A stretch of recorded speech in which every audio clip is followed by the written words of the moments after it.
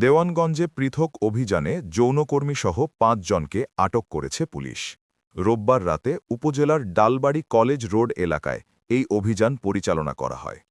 Police সূত্রে জানা গেছে, গোপন সংবাদের ভিত্তিতে রোববার রাতে ডালবাড়ি কলেজ রোডে বেলাল নামে এক ব্যক্তির বাড়িতে অভিযান চালায় পুলিশ।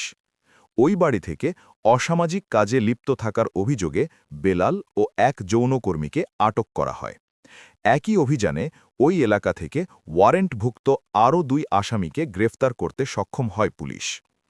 এদিকে অভিযানের পর সোমবার নির্বাহী ম্যাজিস্ট্রেট জহুরুল হোসেনের নেতৃত্বে ভ্রাম্যমাণ আদালত পরিচালনা করা হয়।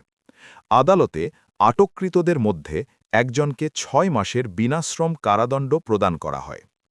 দেওয়ানগঞ্জ মডেল থানার ভারপ্রাপ্ত কর্মকর্তা ওসি আনোয়ার হোসেন ঘটনার সত্যতা নিশ্চিত করে জানান, আটককৃত ব্যক্তিদের বিরুদ্ধে পৃথক মামলা দায়ের করা হয়েছে। সোমবার দুপুরে তাদের জামালপুর জেলা কারাগারে পাঠানো হয়েছে।